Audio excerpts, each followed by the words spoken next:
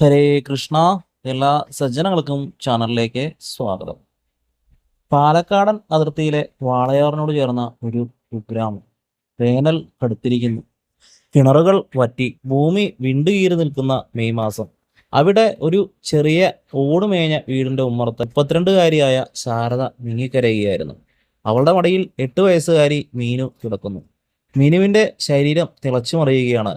വെറുമൊരു പനിയല്ല, അവളുടെ ദേഹമാകെ ചുവന്ന തടുപ്പുകൾ പൊന്തി വന്നിരിക്കുന്നു. വസൂരിയാണോ എന്ന് ഗ്രാമവാസികൾ സംശയിച്ചു തുടങ്ങിയിട്ട് ദിവസങ്ങളായി. അവളുടെ ശ്വാസം വിടർന്നുണ്ട്. ശാരദ വിതുമ്പിക്കൊണ്ട് പറഞ്ഞു, എൻ്റെ മോൾ മാത്രമേ എനിക്ക് ബാക്കിയുള്ളൂ, മരുന്നുകളൊന്നും വിൽക്കുന്നില്ലല്ലോ ദൈവമേ എന്ന് പറഞ്ഞ് അവൾ കരയാൻ തുടങ്ങി. അയൽവാസിയായ തങ്കമ്മ അത് കേട്ട് ഓടി വരുന്നു. അവരുടെ കയ്യിൽ ഒരു വേപ്പിലച്ചില്ലയുണ്ട്.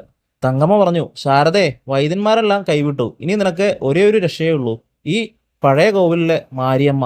അവൾ കോപിച്ചാൽ ഇങ്ങനെയാണ്, പക്ഷേ ദേവി കനിഞ്ഞാൽ പിന്നെ പേടിക്കാനില്ല. അന്ന് രാത്രി തങ്കമ്മ പറഞ്ഞത് കേട്ട് ശാരദ അറിഞ്ഞില്ല അടുത്ത നിമിഷം എന്താണ് സംഭവിക്കാൻ പോകുന്നതെന്ന്. അവൾ സ്വപ്നത്തിൽ പോലും വിചാരിക്കാത്ത ഒരു കാര്യമാണ് അന്ന് നടന്നത്. ഗ്രാമത്തിന്റെ അതിർത്തിയിൽ കാടുമൂടി കിടക്കുന്ന ഒരു മാരിയമ്മൻ കോവിലുണ്ട്. വർഷങ്ങളായി അവിടെ വിളക്ക് വയ്ക്കാറില്ല. മീനുവിന്റെ നില അതീവ ഗുരുതരമായി. പാതിരാത്രിയിൽ അവളുടെ ശ്വാസം നിലയ്ക്കുമെന്ന അവസ്ഥയിലായി. ശാരദയ്ക്ക് മറ്റൊന്നും ചിന്തിക്കാനില്ലായിരുന്നു. അവൾ മുറ്റത്തെ വേപ്പിലകൾ പറിച്ച് ഒരു താലത്തിലാക്കി കയ്യിൽ കിട്ടിയ ഒരു ശിരാതം കത്തിച്ച് അവൾ കാട്ടിലേക്ക് ഓടി. ഊരിരുട്ട്, ചീവീടുകളുടെ കരച്ചിൽ മാത്രം. കാടിനടുവിലെ തകർന്ന വിഗ്രഹത്തിന് മുന്നിൽ അവൾ വീണു കരഞ്ഞു. ശാരദ പറഞ്ഞു, അമ്മേ ദേവി, എൻ്റെ മോളെ എനിക്ക് തിരിച്ചു തന്നേ പറ്റൂ. അവൾക്ക് വേണ്ടിയല്ലേ ഞാൻ ജീവിക്കുന്നത്. പെട്ടെന്ന് ആ കാടിൽ നിന്ന് ഒരു മണം പരന്നു. വേപ്പിലുടെയും മഞ്ഞളിൻ്റെയും രൂക്ഷമായ മണം. കാറ്റൊന്നും ഇല്ലാതിരുന്നിട്ടും ചുറ്റുമുള്ള മരങ്ങൾ പുലയാൻ തുടങ്ങി. ശാരദ ഭയന്നുപോയി. വിഗ്രഹത്തിന് മുന്നിൽ ഒരാൾ നിൽക്കുന്നത് പോലെ അവൾക്ക് തോന്നി. ശാരദ ഒരു നിമിഷം കണ്ണടച്ചുകൊണ്ട് ദേവിയെ മനസ്സുരുകി പ്രാർത്ഥിച്ചു. അങ്ങനെ തിരിച്ച് വീട്ടിലെത്തിയപ്പോൾ കണ്ട കാഴ്ച അവളെ നടുക്കി. വീടിന്റെ വാതിൽ തുറന്നു കിടക്കുന്നു. വീടിനുള്ളിൽ നിന്ന് ആരോ മൂളുന്ന ശബ്ദം.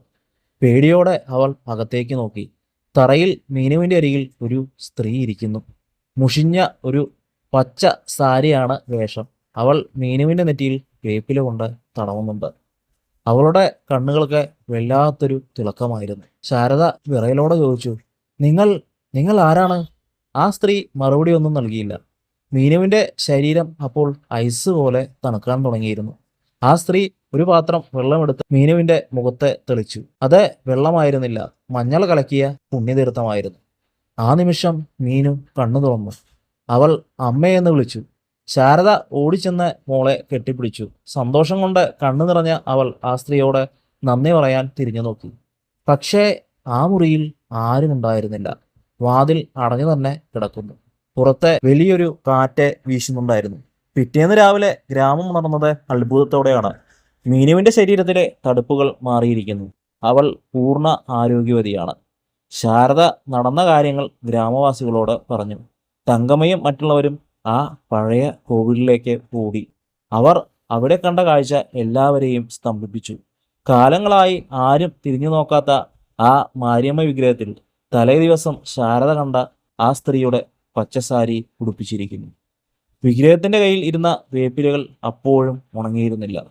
അതിൽ നിന്നും മഞ്ഞളിന്റെ മണം അപ്പോഴും പുറത്തു വരുന്നുണ്ടായിരുന്നു. പക്ഷെ എല്ലാവരെയും ഞെട്ടിച്ചത് അതൊന്നുമായിരുന്നില്ല. ആ വിഗ്രഹത്തിന് മുന്നിൽ ഒരു കുഞ്ഞു കാൽപാദം പതിഞ്ഞിരിക്കുന്നു. മീനുവിന്റെ അതേ അളവിലുള്ള ഒരു പാദം. മരണം തൊട്ടു മുന്നിൽ വന്നു നിന്ന ആ കുഞ്ഞിനെ ദേവി നേരിട്ട് വന്ന് കൈപിടിച്ച് ജീവിതത്തിലേക്ക് കൊണ്ടുവന്നതിന്റെ അടയാളം. ഇന്നും ആ ഗ്രാമത്തിൽ ആപത്തുകൾ വരുമ്പോൾ അവർ വിളിക്കുന്നത് മാരിയമ്മയാണ്. ശാരദയ്ക്കും മീനുവിനും അത് വെറുമൊരു ദൈവമല്ല, കൂടെയുണ്ടായിരുന്ന ഒരു അമ്മയാണ്. കണ്ണീരോടെ പ്രാർത്ഥിക്കുന്നവന്റെ മുമ്പിൽ ഒരിക്കൽ പോലും വിളിക്കാതെ ഓടിയെത്തുന്നതാണ് അമ്മ മാരിയമ്മ. ഏവർക്കും മനസ്സിലായി എന്ന് കരുതുന്നു. നിങ്ങൾക്ക് ഈ വീഡിയോ ഇഷ്ടമായെങ്കിൽ ദയവായി ചാനൽ സബ്സ്ക്രൈബ് ചെയ്യണേ. അപ്പോൾ മറ്റൊരു വീഡിയോയുമായി വീണ്ടും കാണാമെന്ന പ്രതീക്ഷയോടുകൂടി നിർത്തുന്നു. നന്ദി, നമസ്കാരം.